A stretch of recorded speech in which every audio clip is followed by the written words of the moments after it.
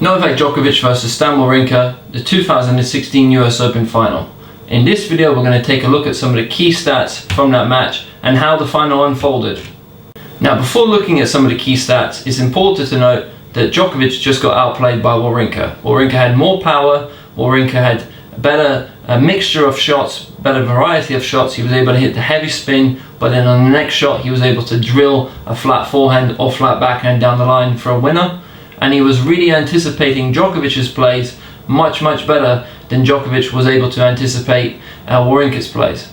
Now the first thing I want to talk about is leverage. Now this is what Wawrinka has in abundance on both the forehand and backhand ground stroke. So let's get out on court and take a closer look.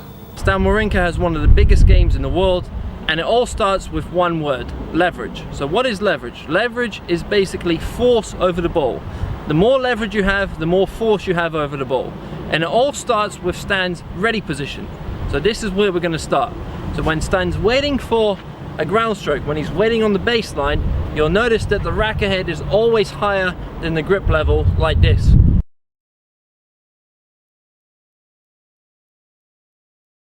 This is a similar position that you'll see Nadal in, Djokovic in, and Federer in. This is what's creating that leverage right from the start of the swing, so if it does come to his forehand or his backhand, Stan's ready to start the acceleration really quickly. He's not wasting time by keeping his racket down here and then having to go up. He's already got that racket head up, and if it does come to the forehand, he's able to set up like so. If it comes to the backhand, he's got that left hand to control the grip change. So it's all starting with this position right here. So by holding the racket in that position in the preparation phase of the stroke, later on when it comes prior to contact point, Wawrinka will have more force over the ball.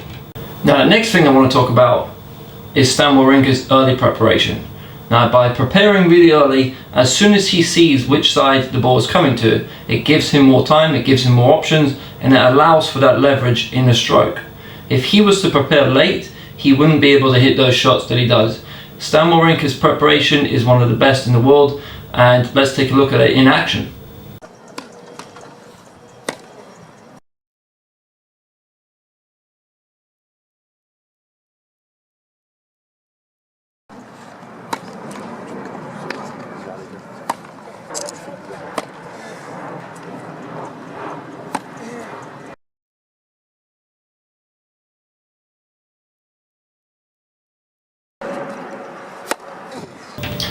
Now by preparing early on both his forehand and backhand ground stroke, it gives Stan Wawrinka more time, and time gives him more options. So it's one of the most important elements in tennis, and if you look at it closely, you'll see that Wawrinka's preparation is better than most players on tour. Now early preparation also allows Stan to reach the power position time and time again. Some players, because they prepared late, they never actually reach that power position. So let's take a look at what the power position is on both Stan's forehand and backhand ground stroke.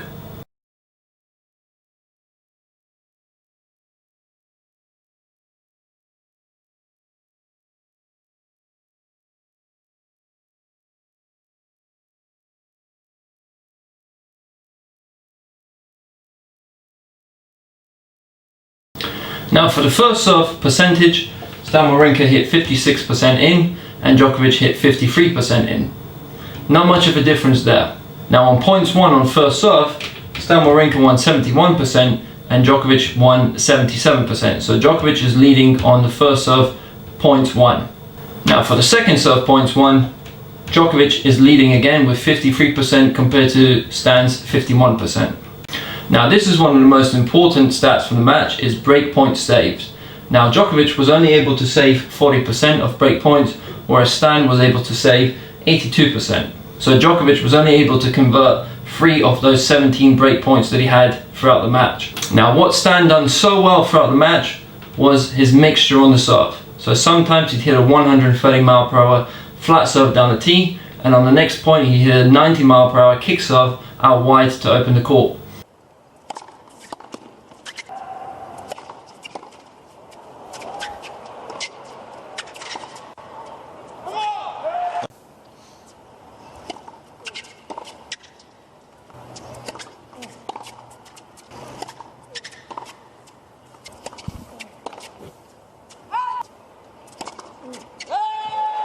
Another tactic that he used to great effect was attacking Djokovic's backhand with different spins. So sometimes he'd hit a kick serve to force the ball to bounce away from Djokovic, especially on the outside, and then sometimes he'd hit that slice serve, which then bounces into Djokovic's body. Another serve that he used really well was that flat serve coming into Djokovic's body and jamming him on both the backhand and forehand return.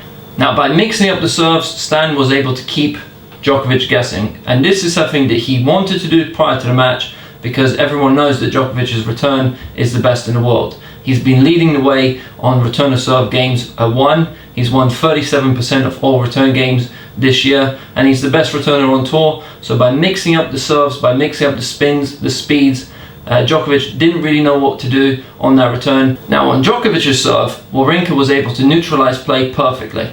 Now Djokovic doesn't have the biggest serve on tour, but he's a very smart server, much like an Andre Agassi, where he sets up the point with his serve.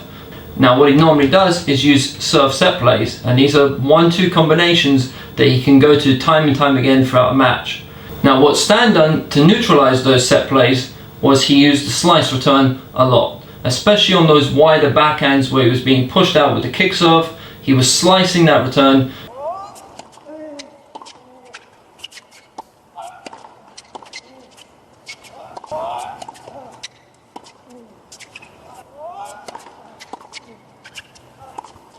Ani razu mu się nie udało.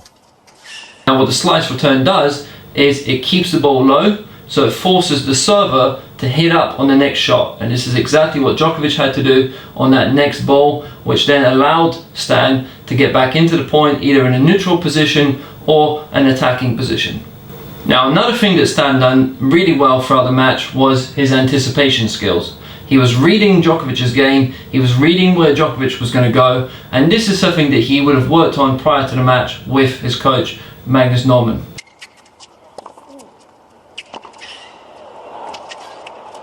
Dojdzie. Nie ze mną te numery Brunner, ale tu już nie dojdzie.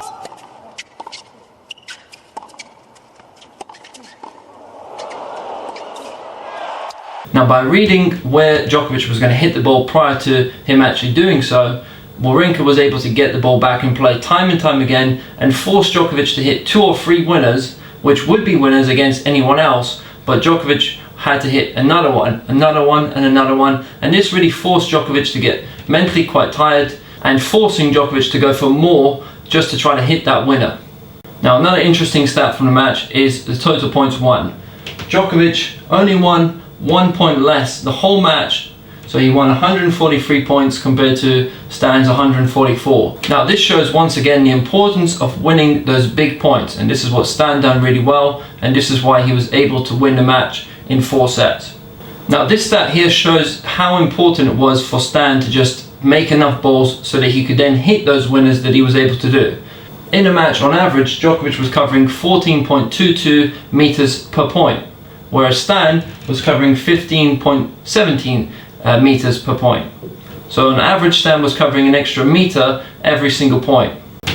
Now by the end of the match, Stan had covered 4,339 meters, whereas Djokovic had covered 4,067 meters. So Stan had done more running than Djokovic by a slight margin, but by making those balls and by running the extra distance, it allowed him to stay in the point so that he could then pounce on those balls which he could attack. Now another massive thing that Stan was able to do throughout the match was to force Djokovic to change his court position. Now everyone knows that Djokovic likes to play quite close to the baseline or inside the baseline and dictate play from there, much like an Agassi. However, because Stan was able to really use his firepower to hit those winners time and time again, by the end of the second set we noticed that Djokovic is changing his court position.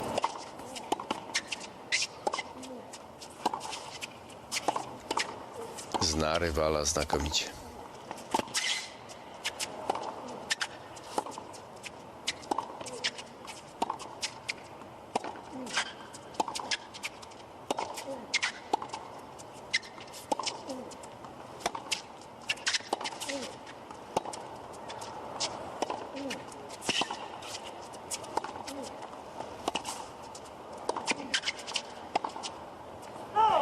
Now by the end of that second set, Djokovic was spending a lot of time 6 to 8 feet behind the baseline, grinding down and running for a lot of shots.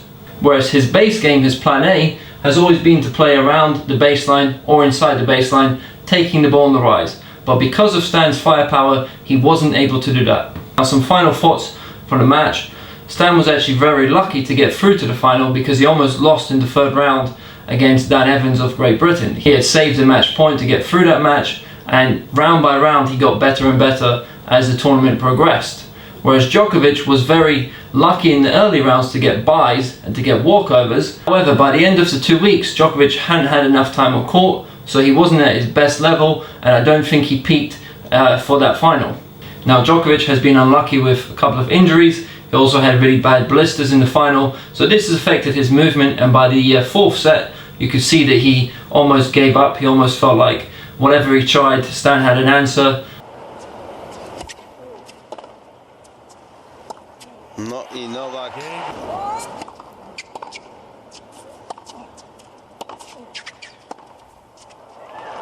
And you could see that his intensity dropped considerably between sets 2, 3 and then 4. So thank you for watching the video. If you have enjoyed it, please click the like button. Also share this video with anyone who you think would benefit from watching or like to watch the video. If you haven't done already, also subscribe to the channel so you can get more videos from the Top Tennis Training team. All the best and see you soon.